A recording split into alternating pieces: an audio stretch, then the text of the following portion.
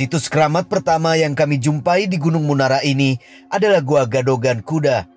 Goa yang dikisahkan sebagai tempat menambatkan atau mengikat tali kuda Sultan Hasanuddin saat singgah dan bermunajat di gunung ini dalam perjalanannya ke daerah Banten. Gua Gadogan Kuda adalah cerukan yang terbentuk dari tumpukan batu besar dengan celah menganga seperti ruangan. Gadogan Kuda pun dikeramatkan dan memiliki energi supranatural yang tinggi. Ya, mungkin di sini nih saya mau coba minta izin. Oke, kenapa gue dengar ada satsut-satsut dari sini ya? Ya, ini sebenarnya ya, goa ini dari sekitarnya aja kayak pohon besar ini ya. Ini sudah ada yang sebagai pengawal. Pengawal ini ya bukan kaleng-kaleng saya bilang. Ini adalah salah satu pujangga-pujangga yang melindungi daerah ini. Dan ini semacam sejenisnya makhluk atau sosok binatang. Binatang, oke. Ya, dan ini sepertinya ada di atas dari susunan batu ini ya? Maaf ya, saya minta izin kepada para penghuni di sini. Kalau saya boleh bilang, ini adalah sejenis ular ular besar lah. Ya, dia melilit di batang pohon ini. Gitu. Oke.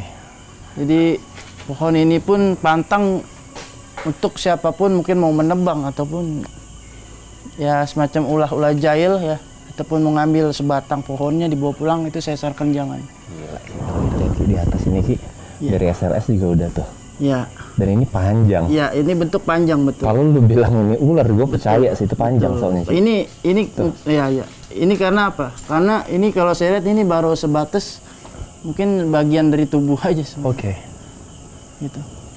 Oke, tanpa berlanjut lama saya mau minta izin dulu Peace Seekers.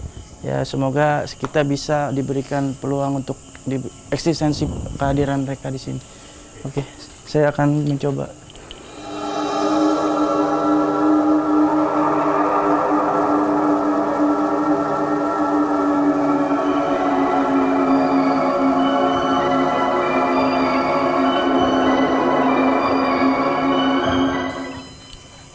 Ya, ini memang kencang sekali, emang tekanan yang gak usah heran.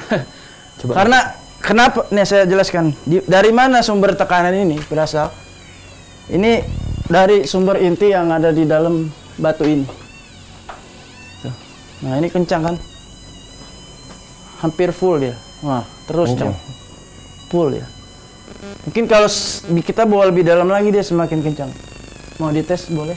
Boleh. Ya, coba agak ke dalam sana, pojokan. Ke dalam nih, Ki? Ya, agak pojokan itu, di atas.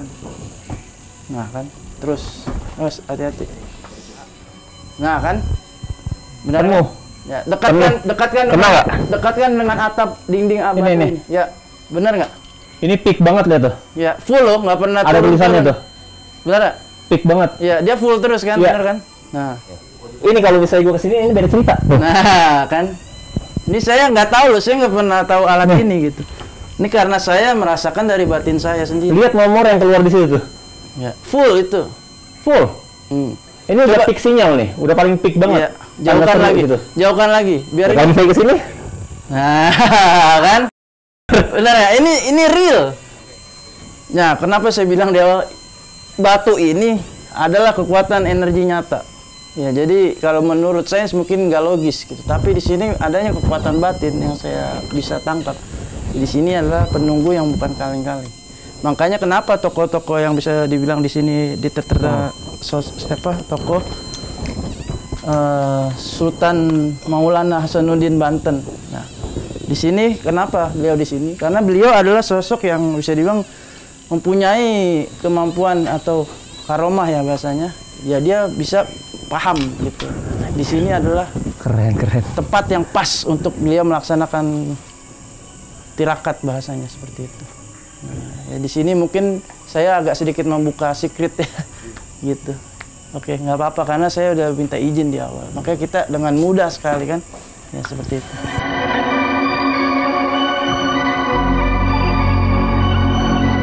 Tak jauh dari Gua Gadogan Kuda, tim tertarik untuk melihat keberadaan sebuah situs kolam berisi air yang dipercaya warga dan para peziarah memiliki daya magis. Namun tak mudah untuk melihat keberadaan kolam kejayaan ini. tim harus memanjat tebing batu untuk sampai di kolam yang berada di atap tebing. Kolam air ini sangat dikeramatkan warga karena sejarah dan legendanya. Nama Kejayaan sendiri disematkan dari kisah Sultan Hasanuddin yang berhasil menguasai ilmu kebatinan tinggi usai membasuh diri dengan air kolam Kejayaan ini. Oke, pemirsa Mystery Seekers, saya sudah naik di atas yang disebut air Kejayaan. Ini adalah satu sumber mata air alami yang ada di Gunung Munara ini, yang disebut sumber air Kejayaan. Jadi ini adalah sumber air yang sangat unik. Kenapa saya bilang unik? Karena ini adalah satu yang disebut juga bukan karena hasil proses alam. Jadi dulunya ini adalah hubungannya dengan Sultan Hasanuddin, begitu. Jadi mungkin di mana pada saat dia melakukan pertapaan di zaman dulu, gitu, dia ada sedikit dengan karomanya lah bahasanya, dia membuat satu hentakan ke bumi, gitu ya. Nah, ini sehingga munculnya mata air seperti saya tangkap, dan ada sedikit informasi juga gitu.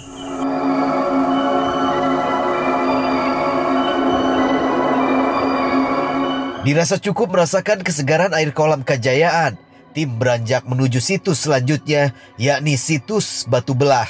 Sebuah situs yang dibentuk oleh dua batu raksasa bak bangunan bertingkat yang membuat setiap pengunjungnya terkesima. Kendati indah dan sangat menakjubkan, Anda patut waspada.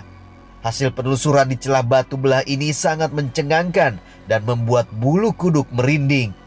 Suasana takjub akan keindahan situs ini seketika berubah menjadi mencekam.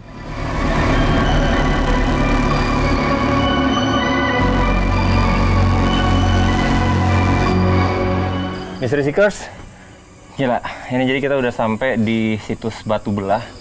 Jadi kalau kalian ada di sekitaran Gunung Munara, kalian lihat dari bawah, ada satu puncaknya yang aneh, terlihat batu terbelah dua sempurna.